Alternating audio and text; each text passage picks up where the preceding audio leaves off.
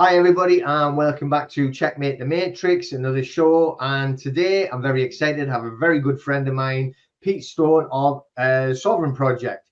So, we've had a chat before, but we haven't caught up for a very long time. So I'm excited about this then. So, hi Pete, and how are you doing? I'm doing well. Nice to see you again. Yeah, we haven't touched base in a long time, so it's going to be good to catch up. Yeah, I mean, I can't remember the last time we did a video together, but the last time we met face to face, my car got destroyed, Oh, you we know. did. God, yeah, I And I remember didn't that. get it back for about 4 months.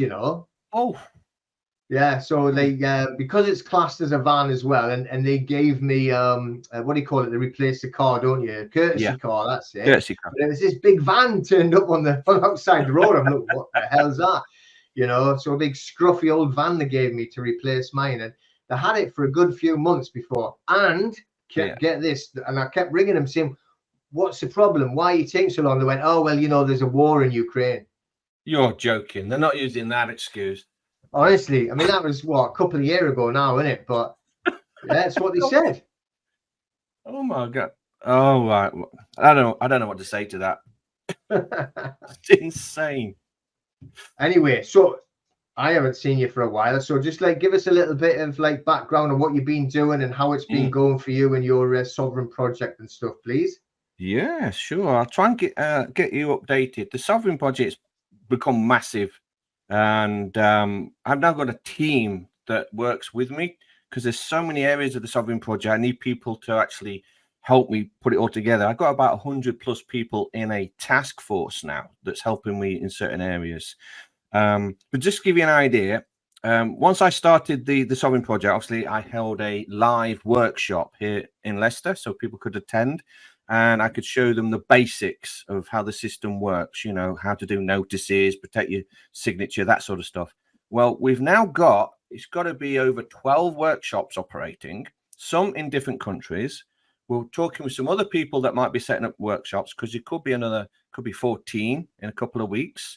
So we've got workshops overseas and we've got, I think, 10 or 11 in the UK, something like that. But because we've got so many workshops, I've now got someone who runs my workshops for me. So it was getting too big. And so we got that. We are also setting up what we are calling chess clubs. And we're setting some of these up. We can get into chess clubs in a little bit because I want to talk about our council tax litigation team that we're putting together. We can get into that later. We do now have the workshops online because there was a lot of people, especially people living in other countries, who couldn't get to a local workshop. So we now do that online. We do a 22-week foundation course, and we've just started a 17-week masterclass that goes into how courts operate and all this sort of stuff as well. So that's all online. But yeah, we set up the Sovereign Wiki. Forgot to mention that.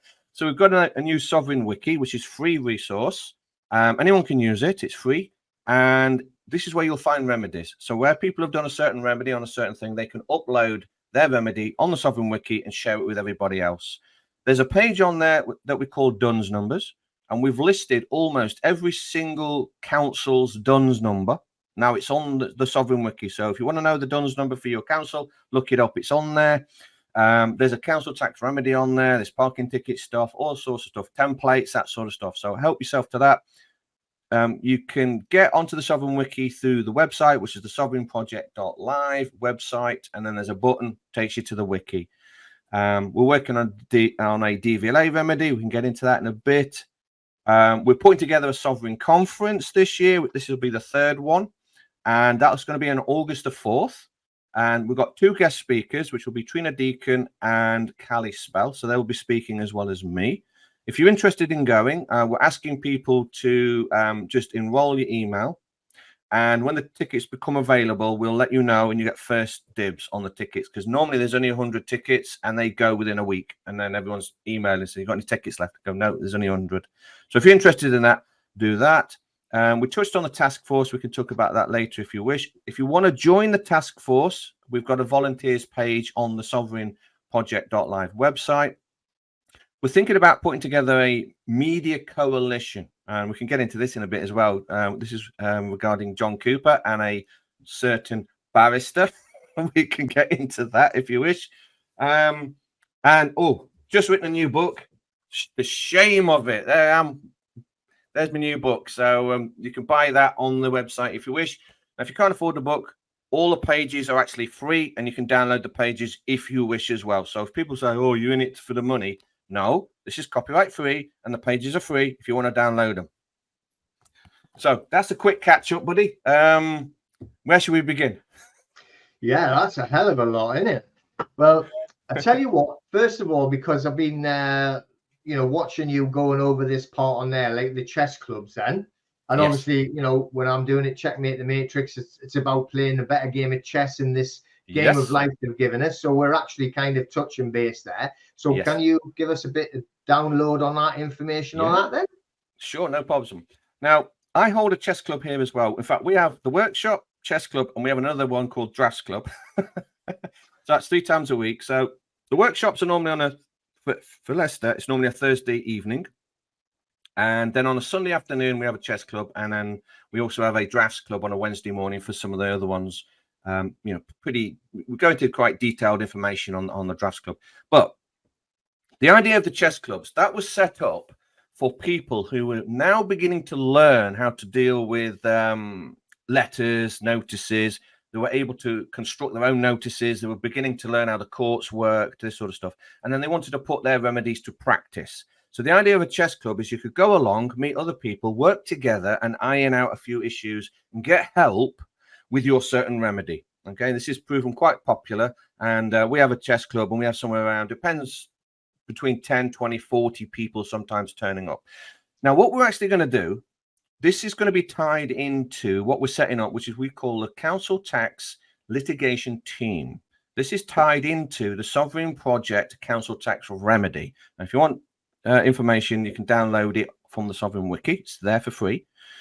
Now, what we're doing is we realized that there is absolutely no obligation to pay council tax in any way. We've realized that the people who work for the councils are committing fraud by sending out bogus documentation. There is no liability order. It's all fake. The courts are fake. This is all well documented now. This is not tinfoil hat stuff. It's well documented. In fact, you want to talk to Mick Butler. He runs a sovereign workshop, and he actually went the whole hog. He went to the council, said, right, take me on then. I'm going to go to court. And he went to court and he exposed all the corruption, all of it. He walked into a room thinking it was a courtroom, and all that was in there was a laptop on Zoom and a woman there saying, how do you want to pay the council tax? And he goes, no, I thought I was going to, I thought this is a court. What's going on? He's got it all documented. He was interviewed by Richard Vobes. So I suggest everyone check that video out because it blows your mind.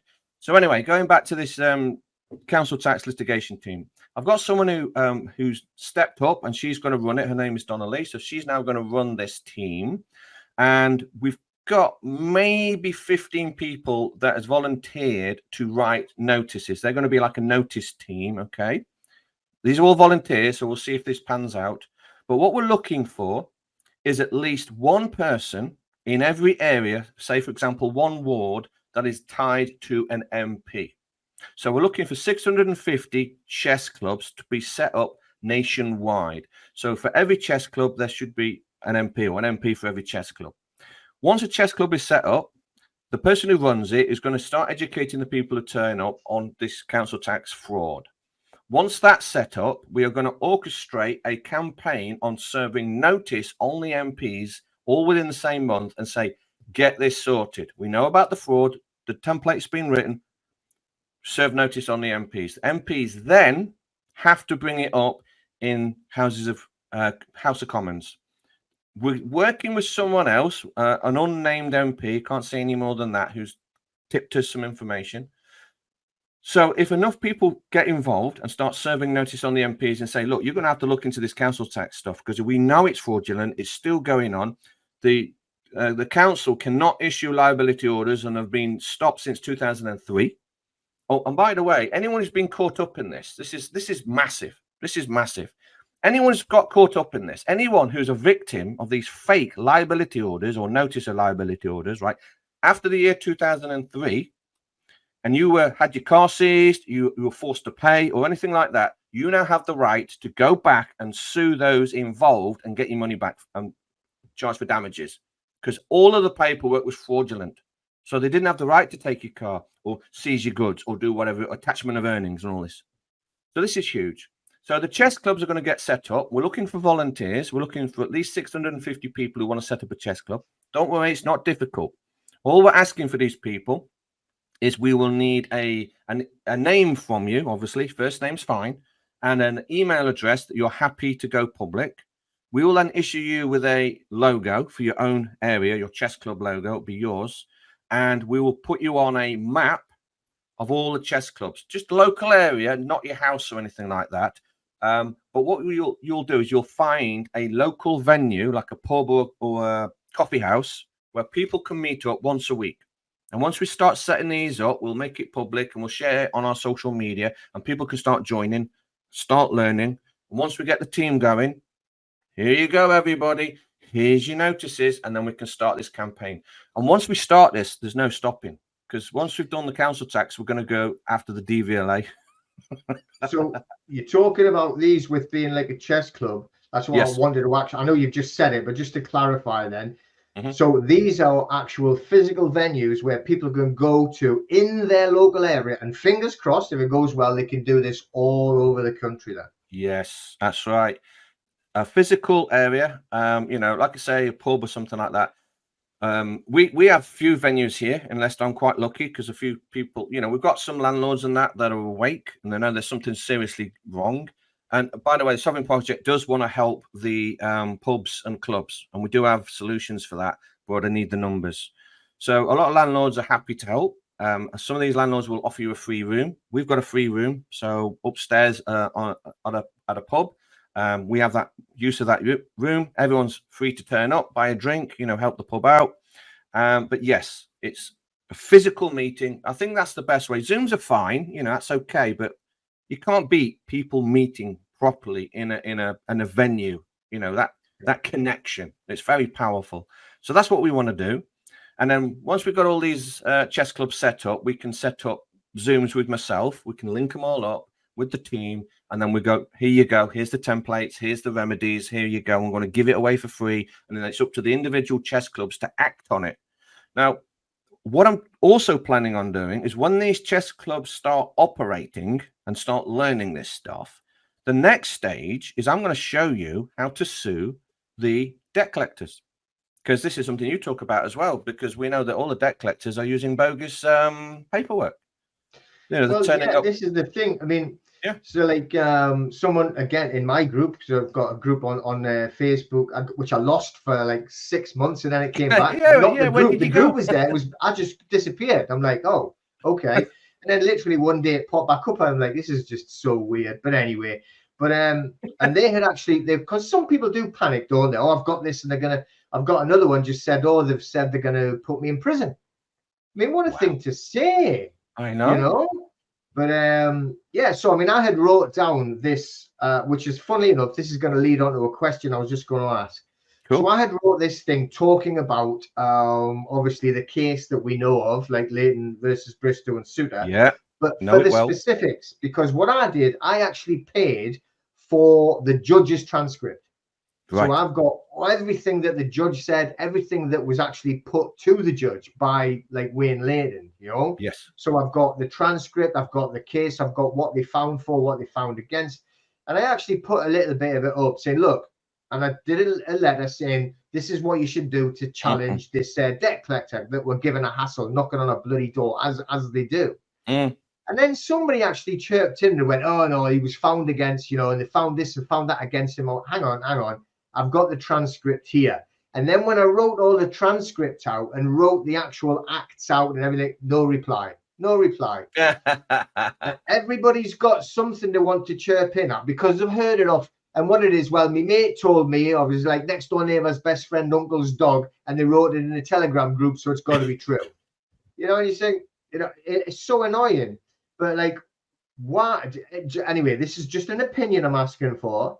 Sure. Why is it you think, right, just an opinion, that there's a couple of groups there that are actually completely downtrodden the fact that it states point blank on there, you are not allowed to enforce something that's not a court order?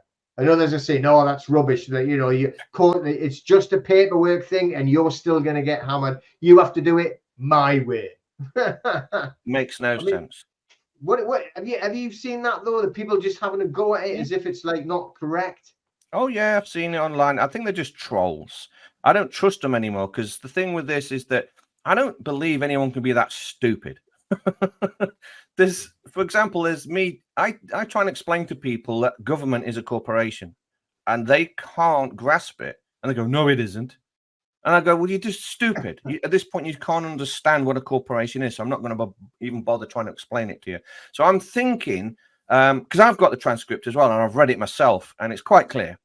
Even though there's a little bit of legalese in there, you've got to do a little bit of deciphering, but it's pretty straightforward, and it's quite you can understand what's going on. So the judge has made it quite clear that there is no liability order. He uses it that the document that was used by the debt collectors was a misnomer to be an order, meaning it's not an order then. And it's not, exactly. If it's not an order from the court, then it's not a court document, is it? And if it's not a court document, even in their system, it's got no lawful or legal standing whatsoever. It's toilet paper. So it's quite clear. So I think these other groups out there are either trolls or just stupid, or they're still brainwashed slaves. I have arguments with people now regarding signatures on contracts. I say, for it to be a lawfully, legally binding contract, it's got to be 2 signatures on it. People go, no, you don't. You don't need signatures on a contract. And I go, whatever. Go away. Yeah.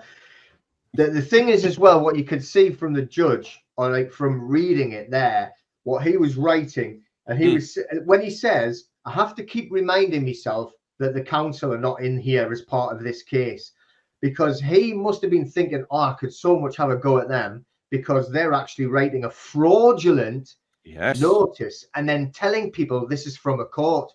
Yes. I mean, that no matter how you want to dress it up, it's fraud. It's fraud. If me and you did it, I tell you what, like, you know, we'd be disappearing down the back of a van and dragged off, you know, like faster than you could bloody think. Yeah. 7 years imprisonment for pretending to be a court. Even in their system. We'd get that. Yes. But, yes. You know, it's like, so I just don't, I mean, I'd actually got my own sort of like opinions on why they're actually saying this. Yeah, sure. But, and I've said it actually from the beginning, you know, there's something being wrong from the beginning where they were steering a lot of people down the wrong path. Oh, God, and I think it was on purpose. Yes. But this case here, they didn't try and, you know, if you don't embellish it, right? When he actually put the case about the lien, I'd love to talk about that as well, because that I think was very interesting. You know, very interesting when the judge went, no, you can't do that. I'm not finding for that. You know, and there's a different scope that needs to be talked about there on a different subject. It's brilliant. It's brilliant. Sure.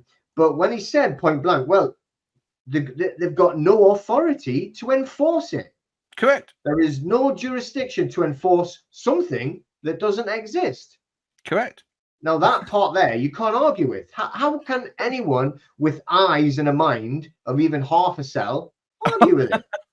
Half a brain cell. That's how it's getting now. People are that stupid. It's half a brain cell now. Yeah.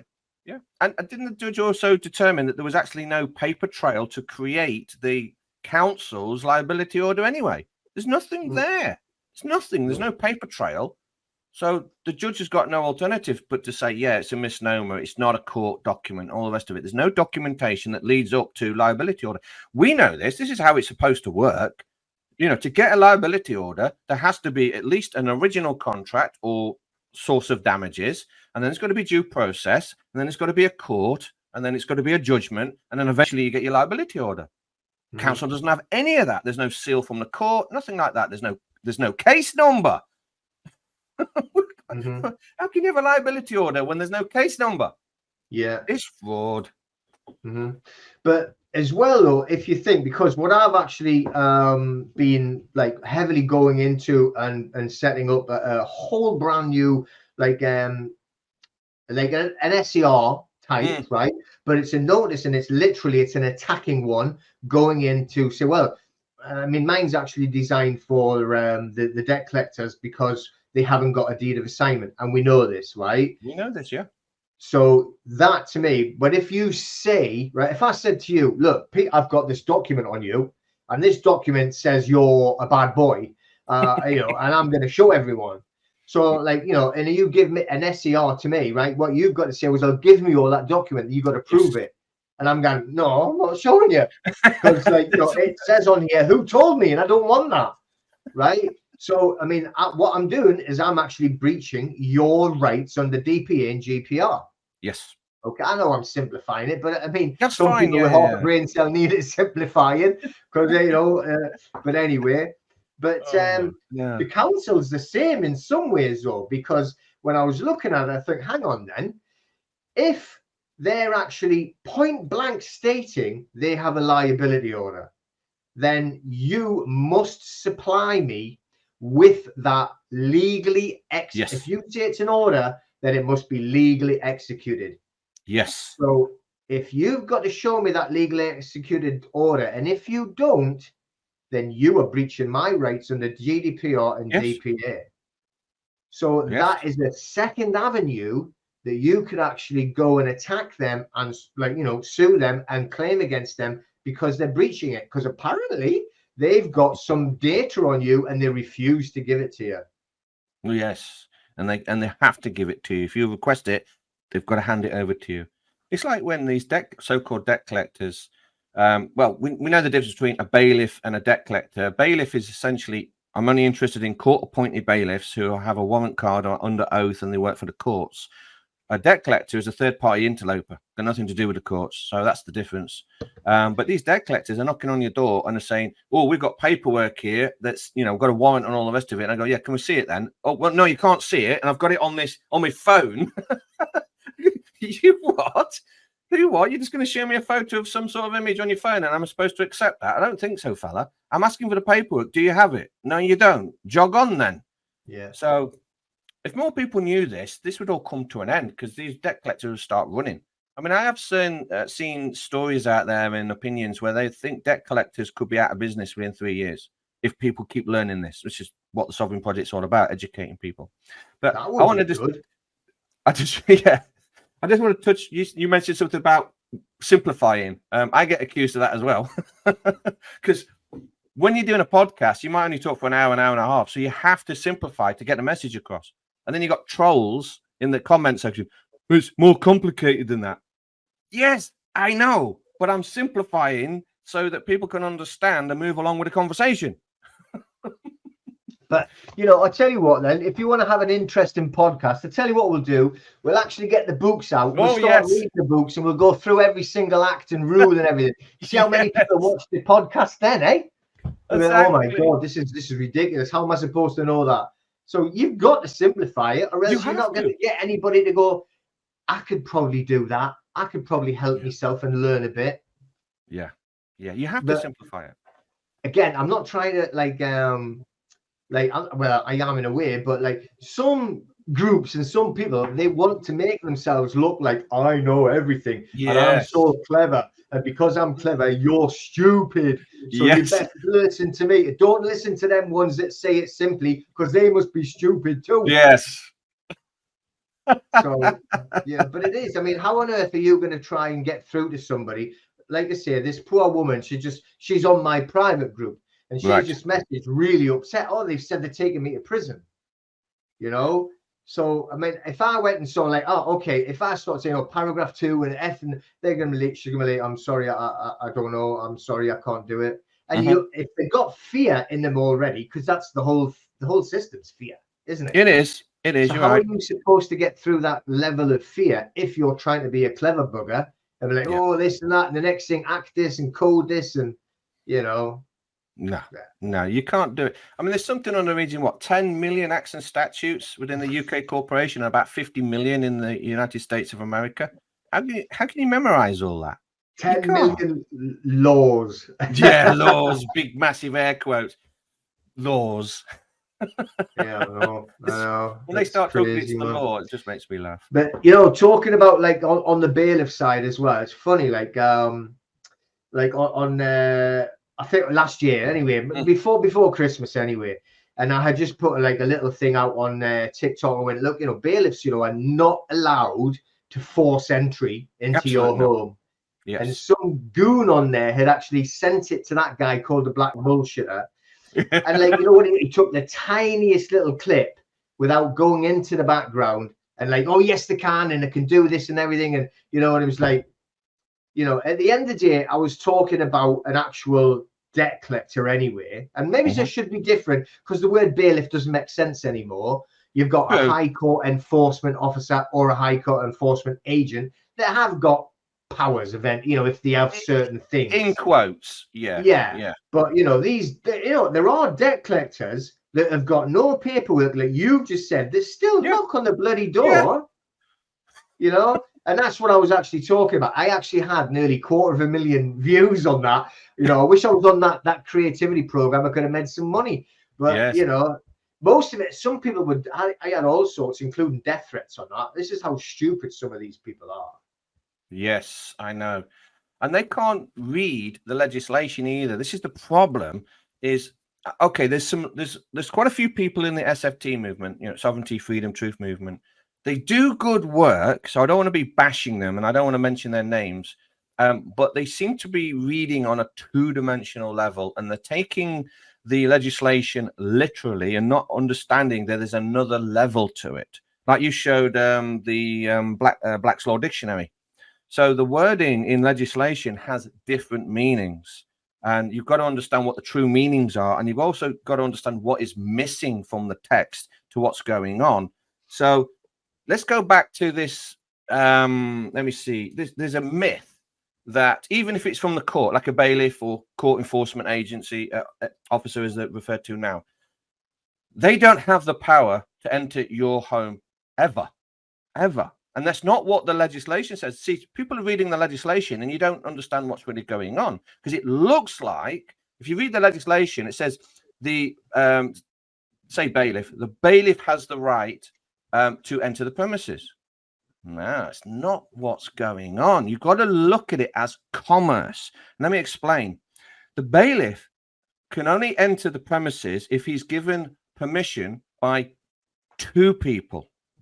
One would be the homeowner. The homeowner has to give permission, say, yes, you can come in.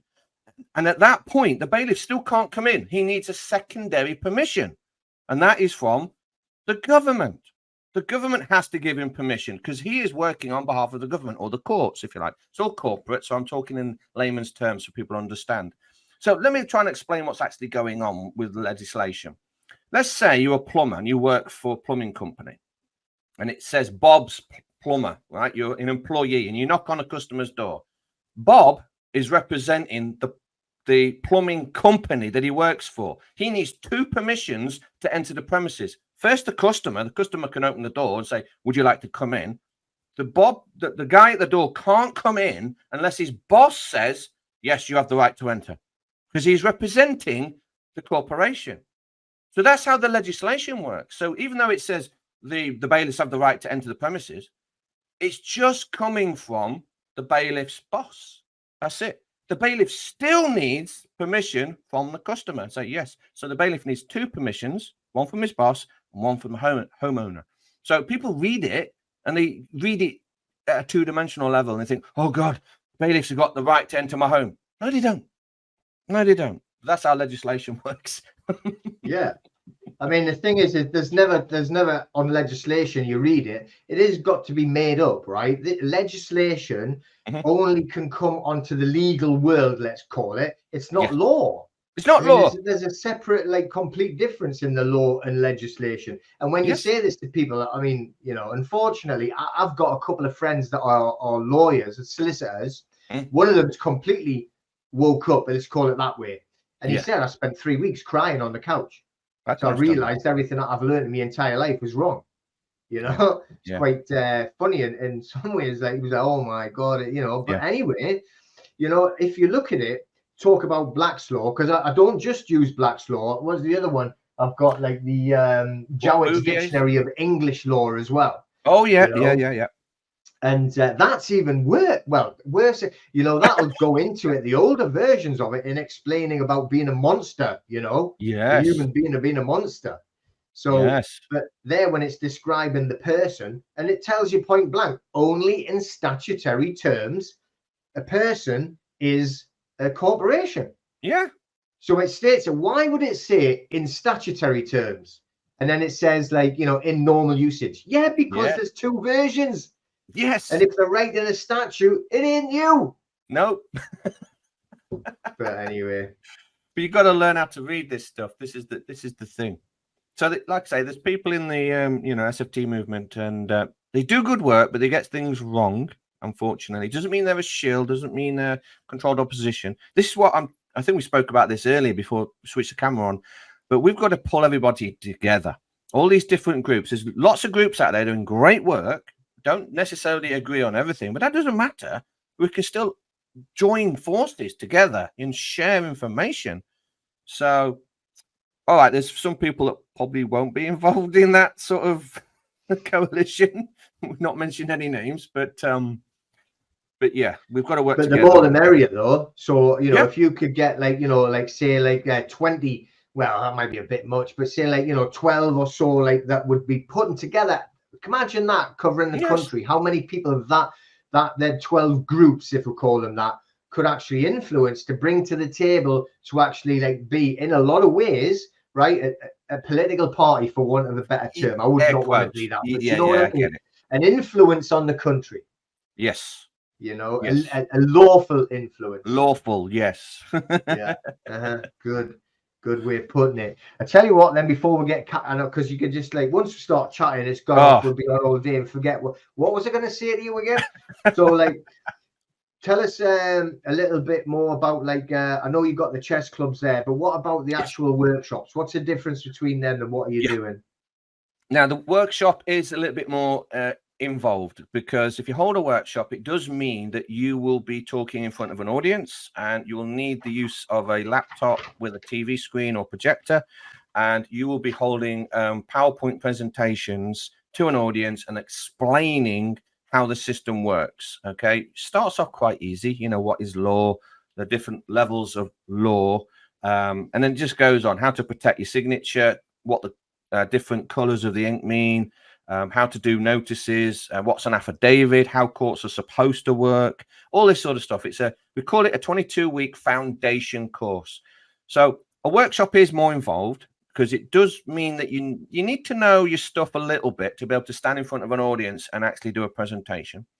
So a workshop is going to be offered to people who've already done the 22-week course, and they feel confident enough that they want to tell others.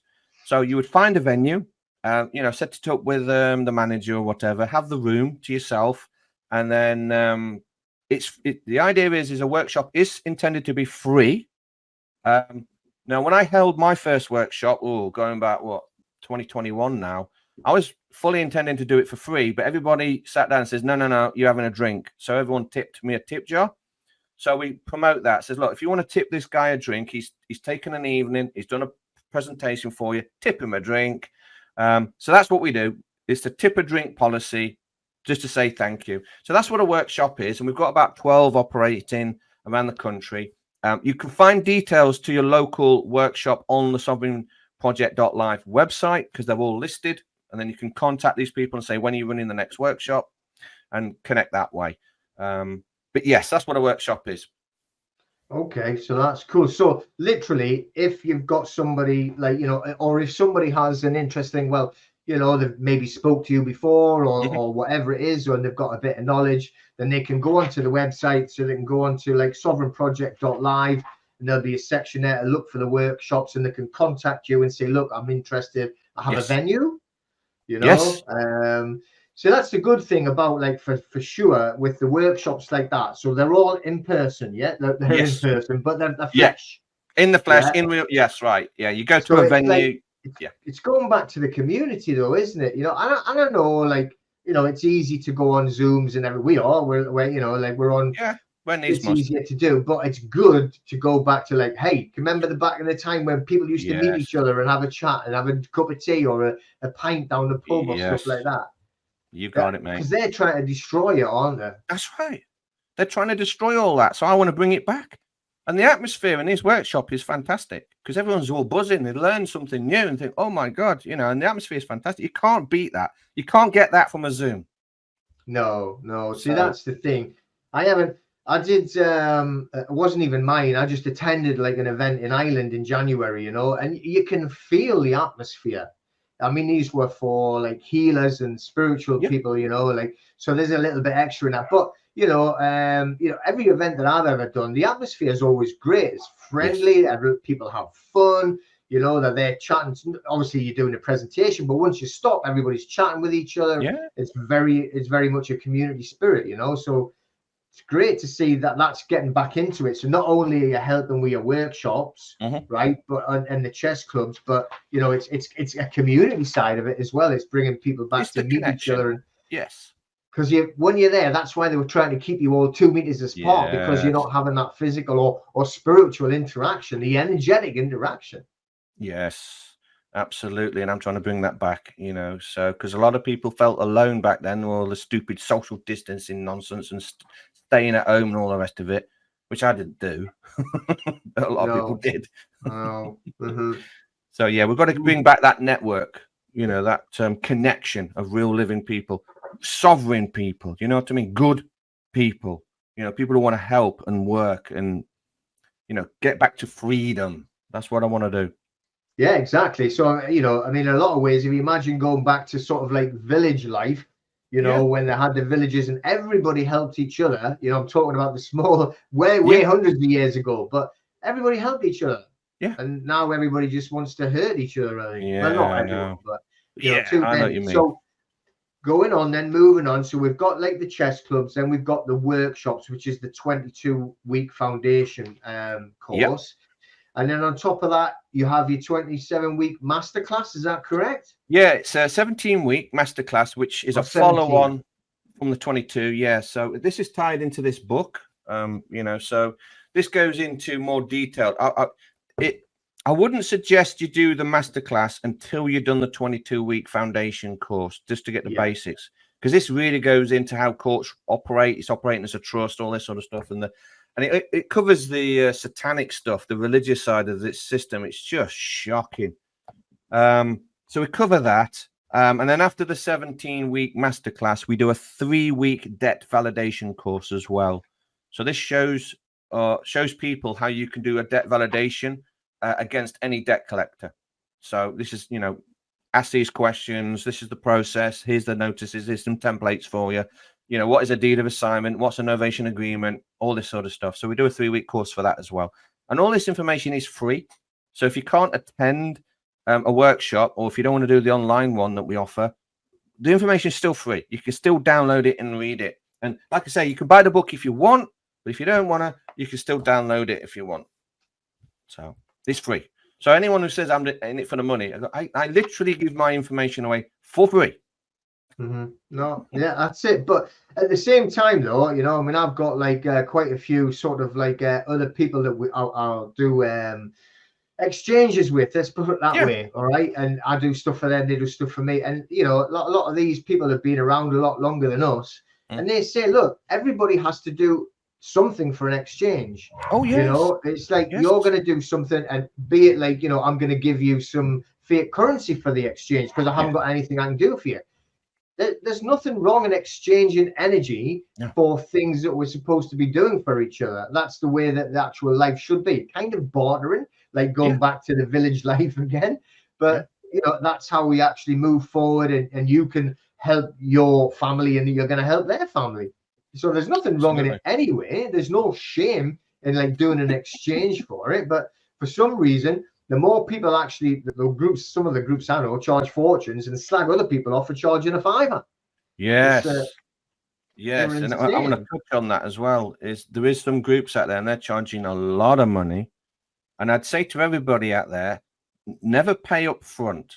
If you're being offered, you know, to get rid of your mortgage or whatever it is, and they're saying you've got to pay thousands of pounds up front, I would raise alarm bells. I would say, well, hang on a minute. I'm not saying they're all scams, but it could be. Okay. So I would much rather do a negotiation with these organizations that say we can get rid of your mortgage. And I say, okay, well, if you can do that, I'll give you 10% of what my mortgage used to be. It's a lot more than the £3,000 they're charging. And then they've got an incentive to actually carry it through because they're going to get more at the end. But yeah, I mean, going back to exchange of energies, obviously, clearly, you know, I sell books, and if I do a speaking event, yeah, normally I get paid to do that because I've got to cover my hotel and travel and whatnot. Don't get paid a lot, but and of course, the sovereign conference, the tickets, you know, you've got to buy the ticket because I have to pay for the venue and the coffees and all that sort of stuff. So things aren't free. And I don't like this idea that everyone has to be free. There's no such thing as a free lunch. I think information itself should be free. If I'm willing to give it away for free, it's not a problem. It's my information. I can give it away for one. But my time and your time, for example, you know, it has a value, and you should be compensated for that, especially if you're doing speaking events or presentations, that sort of stuff. But let's face it, your time, you know, once you've used it up, you're not getting it back. You're not getting You it know, back. it's the only thing that you have that actually has any true value, you know. Yeah. So, you know, there's definitely should be an exchange, you know. But at the end of the day, you know, I know again in this kind of like movement, and this you get a lot of like people screaming like everything should be for free. Yeah. And all right, well, where are you going to get your food from then? How are the farmers going to grow the food if you're Yes. not going to pay for it? You know, and it goes on and on. You know, it's just ridiculous. Yes. You know, yes, we know that you know the utility companies are completely ripping everyone's eyes out. Oh, of course. You know, but like, you know, it's like there's a difference between somebody robbing you and everything in the world should be for free. You know, Yes. so it's crazy. It's crazy. But there you go. I mean, go on. Just touch on the utility companies you mentioned. There is absolutely. I know. I don't like people saying electricity and gas should be free. You go, no. A sovereign would know this, because a sovereign would go, well, no, there's no such thing as a free lunch. So if there was a power station out there with workers and they were generating electricity, then I have no problem paying for that electricity at a fair price. Don't have a problem with that. What I do have a problem with is how the system actually operates, where the electric company is being paid for using my foreign situs trust. I'm the creditor. I've already paid for it. And then this generates a debt with the government, and then the government is tricking me to buy the debt through a utility company. So I'm paying twice, i.e. repayments. I don't want that. And I don't want to be paying 10 times what I should be paying for electricity and gas. Because if you figure it out, if you do the sums, it should only cost you about £250 a year to run a decent sized car, and about the same to heat and light your home for a year. So about 250 quid. That's what it should be costing you. So today, the average fuel bill for your car and your house is 10 times as much. You're paying £2,500. And that's what I'm against. I'm going, no. That's got to come to an end. I actually talked to this guy. He's American, but he lives now in Russia. He hasn't been there like years and years. He's only been there, but I think about like a year, if that. And he does videos and shows the real Russia. He lives in Moscow, and he shows the streets. He walks down the streets. There's no homelessness in Russia at all. Wow. Zero. And he's just showing he pays very, very little tax. He showed his apartment. He didn't show anything private, but you know, it was a decent enough looking apartment and everything. And he was paying. He said in back where he came from in the United States, this would cost nearly $2,000 a month. Here it was like $500, and that included all utility bills. Wow. You know, and he was just showing what he says. You know, you can walk down here. He says, look at this shopping mall. He says, I'm just telling you this because of the impression that the West media give that Russia's all going to come and they're all going to murder us. And, you know, it was a beautiful looking mall. Everything's immaculately clean. There's no gangs of teenagers hanging out on corners anywhere. He said, I'm going up to the machine. I'm going to take money out of it. I'm not worried about anything. I'm not going to get mugged. There's no violence on the streets. There's no crime on the streets. You know, he says that it is what it is. And it is definitely not what they tell you. And you speak to people, everybody's friendly. You know, it doesn't matter if they know he's American or he's from the West. They haven't got this murderous mentality where they're all going to charge over and kill and do all this. What the government are trying to tell us that they are. You know, it's absolutely insane. But he shows it's brilliant. But on the utility side and the tax side, he shows the reality of it. They pay virtually nothing. Yes. Yes, and we are getting absolutely hammered in this country, this corporate country in the UK. We pay the most for the petrol and the fuel and the diesel. I mean, diesel is a byproduct of making petrol. It's literally free to the oil companies. The It's like waste almost product. this kind. Yeah, it is. It's a waste product. And we're getting charged more for that than the actual the petrol itself. In fact, I want to touch on the car insurance. What's is happening in this country is, Yeah. car insurance is going ballistic. But the thing, I don't think the average person out there knows how car insurance actually works, or in fact, the insurance industry. And it works very similar to how the mortgage companies operate. So a lot of people don't realize, but when you take out car insurance, you actually self-insure. So what's going on is you actually sign for a bond worth around $4 million, because everything is dollar based, by the way, so it's about $4 million. The insurance company hold on to this bond worth about $4 million. And that bond is supposed to be there in case you crash and have an accident. And that $4 million bond is supposed to pay for the accidental administration and all that stuff. Now, after 12 months, when your policy is up, you're supposed to get that back. Because if you didn't crash and you didn't cause an accident, then that $4 million wasn't used. So you're supposed to get that bond back. You're supposed to request it and say, can I have my bond back, please? Because I didn't have an accident. And if you don't claim it back, after 3 years, the insurance company sells it on the debt market and they're making millions off it. So when you pay your insurance, all you're doing is giving them free money, because they're making $4 million on every insurance policy there is. It's a complete and utter fraud. And people need to wake up to this. But it's very similar to how mortgage companies work. You sign the credit into existence. There is no money. They're not lending you anything. It's your own credit. You are the creditor operating at the national level. Boom, boom, boom. Using your blue ink signature. Yeah, so it's the same with insurance companies. So if enough people woke up to that, what do you think is going to happen to these insurance companies? They're not going to be charging large amounts of money anymore, are they?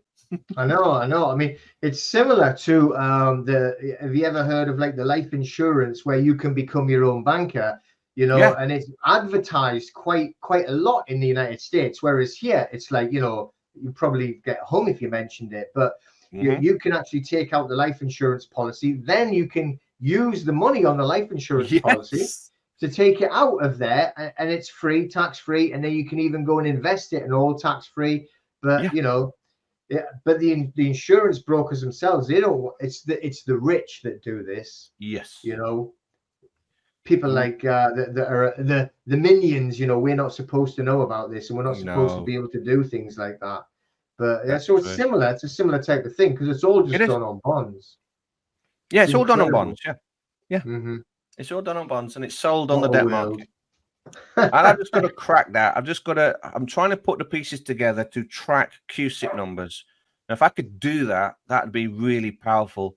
Because we all know that we've got a QSIP number on our birth certificates. Now, I know there's a website out there that can get the QSIP number for you. I think I've got the details on my computer somewhere. But I would like to know how to do it, but using paperwork.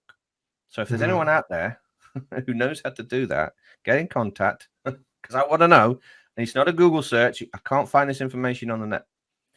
But if I could do that, if I could then start finding, because I'm pretty sure that the bonds that you create are going to be tied to the QSIP number of your birth certificate. So then you can do an audit, and then you can find the bonds on your car insurance, and you can go to the insurance company. Oh, what's going on? Mm-hmm. When you start learning this system. Yeah, I actually done a 6-month course on equity. Right. Now I'm talking about how to actually like get remedy through equity, not equity trusts, not that type of stuff. So a separate, complete thing.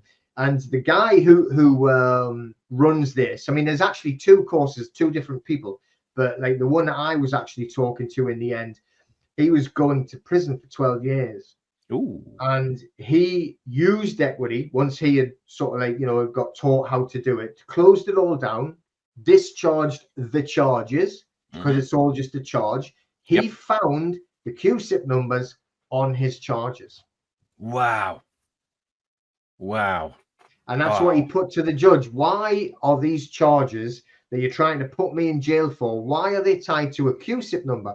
Isn't that an investment bond? and they're like, move on, move on. You move on. Yeah. So, you know, it's somebody will be able to find something out. And, you know, if we work together and found out, you'll be able to get a paper trail. That's what I'm looking for, because if we can start doing that and get an absolute paper trail, there you go. There's the QSIP number. There's the bonds. That's going to open the whole door, and you that's it. That's game over. And like everything, I give it away for free. Just so we've covered on that. What I want to do now is I want to talk about what you were mentioned before about your media coalition. Yes. Right, I had a chat with John Cooper. He's a friend of mine. He's done a podcast with me and whatnot, and he has been trying to rebut a certain barrister. Let's not mention any names. Regarding how that you don't own your car, okay? Because according to this barrister, that's conspiracy theory nonsense. Is that what I mentioned before? Yes. I think people could put the pieces together. So what happened was this barrister put out a video on YouTube, blah blah blah, using some of John Cooper's video and tried to rebut John Cooper's video. So then John Cooper then went out and did a rebuttal to that, and he was using a clip from me and Gary Thrawn as well. So he used some information that both me and Gary were talking about, put that up on YouTube as a rebuttal, and then this certain barrister hit John Cooper with a copyright strike. So YouTube took his video down. So this has got me thinking about some form of like media coalition or something, because I know quite a lot of podcasters now. I mean, I must have been on over 50 plus podcasts now, and I'd like to tie them all together. And if one of those podcasters are under attack by anybody, then the rest of the media coalition will start reporting on it. Yeah, it's going to be like the Streisand effect, you know, and if you try and shut down one voice, then that gets out everywhere and more voices start talking about it. So it's just an early thing that me and John were talking about the other day, is we'd like to get all other podcasters connected, everyone with a voice. We'll probably find someone who can run it for us, head that sort of coalition. And then if one of us is under attack for whatever reason, then all the others will start putting it out. Look, this is what's happening, and reporting on the attack, because it is an information war at the minute. That's what Third World War is. It's, you know, an information war. So we are at war, and we've got to get the information out. We are under attack, you know. So if we can all work together to protect each other, we'll have a fighting chance of winning it. That is very interesting. I like that. Really do. Yeah. Extremely interesting. I think we could all benefit from that. I could benefit from that. Oh yes. Everybody can join, and then boom. A bit like the chess clubs, you know, 650 chess clubs nationwide, and then let's say one of this media company, you know, the coalition, one of you is under attack. Well, that 650 chess clubs will suddenly get that information out and go, oh, look, Peter Wilson's under attack. You know, he's taking down his Facebook page or something like that. Boom. You know, I've got a task force of over 100 people that share information online for me. That's all they do. So I just give them a piece of information and go, there you go, share it online. Boom, it's out there. That's brilliant. That's absolutely brilliant. So I tell you what, then, tell me, like, so people get to know, like, about your conference. Then, like, let's exactly what you're going to do on it. What can you offer them, and why should they go? Yes. This is the third one. The first one we did a couple of years ago, it was called the Trainer Day. So it was a sovereign event, and it was to train up people to hold their own workshops. Okay, so we did that, and a few people then set up their own workshops. And then we just got emails saying, oh, you're going to do another one in 2023. And we went, all right, then we'll do another one. We'll call it Sovereign Conference. So we did another one, and we had Trina Deacon down as a guest speaker. So I spoke for most of the day, and at the end of the day, she did a 2-hour presentation on trusts. And it's a proper sit-down event, you know, so it's ticket only. You know, the teas and coffees free, that sort of stuff, in a nice venue. So it is a proper conference. And there will be a menu available for people who want to eat at lunchtime. There will be a bar that's going to be available as well. And you can mingle with people and, hand over information, network, for example. So that was very successful. The one we did last year was very successful. The tickets sold out literally within a week and a bit, all gone. And then we're still getting more emails saying, oh, can we have a ticket? And say, sorry, there's only 100. So we're going to do another one this year, which is August the 4th. But this time we're also going to get Callie Spell down. So she's going to talk. She's going to do a presentation. So the way it works, I'm going to do a presentation, then Callie, and then probably Trina, something like that. And at the end of the day, there'll be a panel of us three, and you can ask us any question you want, and we'll try and answer it for you. Now, we are trying to gear towards solutions and remedies, mindset. So it's basically mindset, help you with your mindset, get the sovereign mindset, and then we're going to start talking about solutions and remedies. The ticket also will come with a free book. So you get a free book that will be written by me, Trina, and Callie. So there'll be information in there we think is useful. Only for ticket holders. There you go. There you go. Comes with a ticket. Now, if you are interested, then like I say, I mentioned earlier, you can put your name down with an email address on the sovereignproject.live website. You'll get first refusal on the tickets. If we do seem to get more interest, if we get, say, 200 people really interested in this, then I'll find a larger venue. And what I'm trying to do is if this starts building, then I will start investing in even bigger venues. And I'd like to do another one next year. We might have 4 guest speakers, maybe yourself, maybe you can come down. And then there'll be 4 guest speakers. And then we'll have a larger venue of 500. And then I might do one in a year after that with 1,000 or whatever. But it's going to take money to build that up.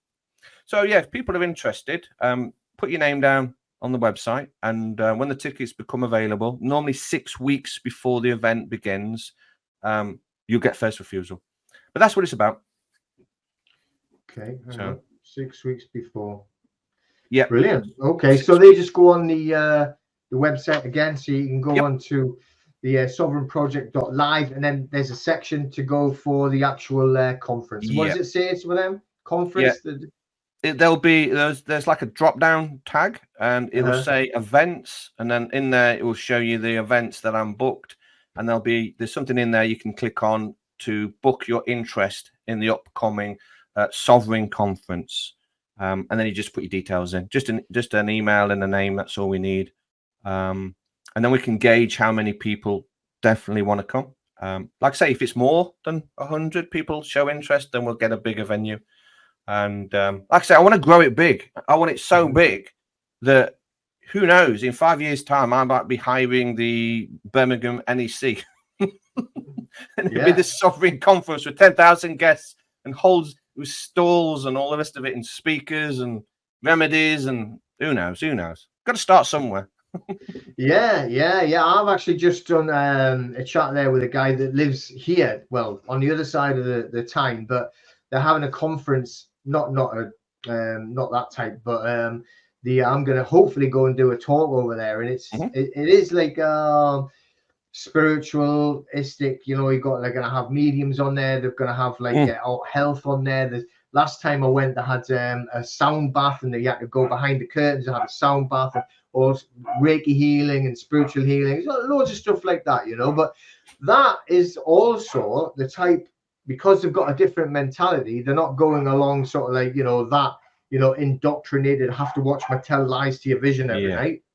They're more open to absorbing the information we're giving them, we're passing out. So that exactly what you're saying, having stalls like that, what you've said, on a venue like what you're saying, where you could have the type of information that we supply, but also mixed in with the spiritual. I think that would be amazing. Yes, absolutely. I mean, I do. The Sovereign Project isn't just about sovereignty, although that's where I think freedom begins, with your sovereignty. And it's not just about getting your paperwork right and knowing all that and knowing and understanding lawful and legal, but it's also about health. So the Sovereign Project, we currently work with Clive de Col. So there's a page there. And I had a really good chat with Natasha Campbell McBride. She's famous regarding the GAPS diet that can reverse autism in children. And so we're going to be working with her as well. So I like doing some health stuff and getting people stop eating the supermarket food, for example. So eat some healthy food, and that should help you with the health. So yeah, I'm up for that. I'm really interested in all that sort of stuff. That would be brilliant. I can see that progressing. You know, I mean, you're talking about like coalitions coming along. So you're doing that conference. I can see that getting bigger. I mean, I'll be more than interested. So next time, you know what I mean, Sure. you go in there, just like give me a bell. I'll be happy to come down, help out, do a talk or whatever. But Yes. I could see that getting bigger with the spiritual side, health as well. You know, so I mean, that it's just enormous, and it's all linked. It's all the same. Yeah. And it's about autonomy, Yeah. you know, freedom, autonomy, all of that. So I mean, it's so well tied in, you Oh yeah. know, absolutely brilliant. But I tell you what, I think I've covered most of the points. I don't want to go on too long, so I want people to be interested in it. But I mean, Sure. I want people to be like, you know, excited Yeah. as Well, you well. got Like, to oh my God, it's, you know, don't go on for 2.5 hours or something. exactly, you know. But is there anything else you want to finish on before we go? It's like Sure. we get people reminded about something. I just mentioned we've got a YouTube channel now, so which is the tag at YouTube is The Real Sovereign Project.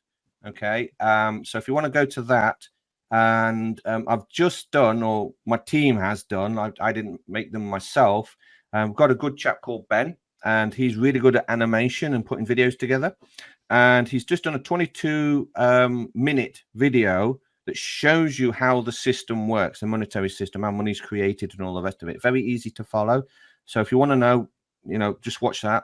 And then we will be dropping a new video every 2 weeks, just a short little clip. And I've just done one on 15-minute cities, which is me going on a rant and saying it's so easy to knock over 15-minute cities. It's a joke. But anyway, so that if you go and check out the YouTube channel, that's another venue for us. And I think that we've got everything covered. Yeah, I think we're good. Oh, DVLA remedy. I just want to touch on this very quickly. Yeah, come on in. One of the things I'm working with some other people at the minute, and this is going to be tied in with the Council Tax Coalition team. Once I can get enough people setting up chess clubs, 650, and they start getting organised, and we start tackling the council tax issue, we can then move on to DVLA. Because one of the things I want to do is to deregister our cars, get our cars out of the system, take them back so that they belong to us again. 100%. I've got 100% allodial title of my car. That's what I want. And then we're left alone. That means the police can't touch you. That means ULEZ does not apply. You should not be paying a VAT or duty on fuel anymore. No more MOTs, no more road tax, all that nonsense. No more insurance. You won't be forced to have insurance, although I do suggest you have your own insurance. However, if I can figure out how to do the QSIP stuff, I will be able to show you how to self-insure. So that even won't cost you anything anyway. So there is a DVLA remedy that I want people to get involved in. But ultimately, this is a numbers game, okay? No matter how good you are with your paperwork, if you're trying to do this on your own, the system is going to trample all over you. So this is a numbers game, and I want more and more people to get involved, and I want them to contribute, learn this stuff, because the rewards, they're there waiting for you if you're willing to put the effort in and learn this. You know, say one evening a week. And just contribute and work together so we can all help each other. So yeah, the DVLA remedy is something we're working on. We've got the remedy ready to go, but I just don't have enough people to implement it yet. So that's another thing we're working on, which will follow on from the council tax. Okay, so when you're saying the DVLA remedy, that's literally you've designed paperwork that people can actually put to whatever, the DVLA office, and so that they can actually deregister the car. I know a lot of people have been trying that for years and years and years. Yes, there's two ways of doing it. You can go in and depends on your level of knowledge. You can go in and recognize the trust, and you say, yeah, you accept the trust and all the rest of it, but obviously I'm the grantor and I'd like to take it back, and you use that sort of terminology. You can go in that direction. Or one is a bit more simple, which I think the average person can understand. And once they realize that the DVLA is a corporation, no different than McDonald's, then I've got no obligation to deal with it. When you get your right mindset, you realize I've got no obligation to register my car with anybody, or my house, or my business. You just know this. So you think, all right, fair enough. The DVLA is a corporation. I do not wish to conduct business, commerce with the DVLA anymore. I would like to take my car back. Thank you very much. I would like to deregister. Notice of termination. I'm deregistering my car, 30 days. I'm telling, I'm not asking. This is where a lot of people go wrong, is they start asking the DVLA, oh, can I deregister? Can I have my car back? No, you tell them 30 days, give me it back. And then what you would do is you say, right, the car's back. Now, the way you would do it is you request the documentation, which is the manufacturer statement of origin and a certificate of conformity. Now, I know they don't have those documents. And I know the manufacturer statements of origin has been sold. Doesn't matter.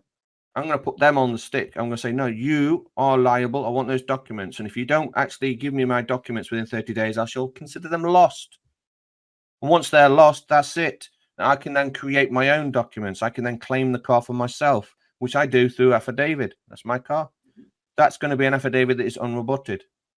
And now you can create your own deed based upon that affidavit. And I've got some tech guys who can actually turn your affidavit into an NFT, non-fungible token, and stick it on the blockchain. So you will have no need for a DVLA registry in any way, shape, or form anymore. It's going to be on the blockchain, which you control. And then you can sell. I'm working with a guy who's like really into the blockchain technology and everything, and we've actually done that to have your private trusts actually recognized on the blockchain as well. Oh, there you go. Perfect. Yeah. So, you know, because you get a lot of it, so, well, that's not a trust, it doesn't exist, or you're just making it up. Well, it's on the blockchain. So, it's on the blockchain. You know, they can never disappear there now. So, you're telling me it's not there? Yeah, that's the power of the blockchain. I mean, I don't like crypto. I'm sort of in the, cryptocurrencies. I see a use for it, and the blockchain. I don't want blockchain controlled by government, but an open source, open free market blockchain, that's powerful. We can all make use of that. Yeah. So yeah, I like your trust idea. That's fantastic because you can say it's on the blockchain, mate. Yeah, it is. It's all on the blockchain, and there's the number. So you've got like there the address as well. You know, so. The same as there, we're going to use the same technology that we're doing to put the trust on. So now you're going to register the house. I know it's not register, but then you're going to house on there. So, well, why do we need the land registry? It's on the blockchain. You can't tell me that it doesn't exist. Exactly. You don't need it anymore. So that means DVLA goes away, land registry goes away. All these so-called government departments disappear. You have no use for them. Now you've got the blockchain. It's lovely, decentralized. You can sell a car. And you know that you're not getting scammed because you go, yeah, it's on the blockchain. You look at it up. Oh, there's the affidavit. Yeah, got pictures of the car, service history, life history. Yeah, deed. Absolutely. Yeah. It's just like any other information, isn't it? But it's like, you know, it's irrefutable as well. Once it's on the blockchain, it's never going away. So, never going away. Never going away. Exactly. That's it. Brilliant Powerful stuff. It is. And, you know, this is the thing, though. You know, I mean, this is how we have to push ourselves forward. And by trying to help others as well, which is all we're trying to do. Yes. You know, it's like, you know, and trying to get people to realize that they are man and woman. They're not a person, right? They're not a government entity that's actually has to dangle on the end of a string to whoever actually is the puppet master. Like all these bloody politicians, we know they've got like bloody masters and they're just puppets. But anyway. Well, I tell you what, I've absolutely loved that. Thanks very much for coming on again. We'll definitely have to do another one, not wait a couple of years the next time. And, you know, what I'll do is I'll put all the links in for everybody that's watching. So, you know, in case you missed it, you're trying to scribble it down, don't worry. I'll put links in the bottom and all the information to go on the chess clubs and the workshops, and everything's going to be all there on the website as well for you on the sovereignproject.live. Okay, so don't worry about it, don't panic. All right, but thank you very much for watching, and take care, and we will see you all later. Okay.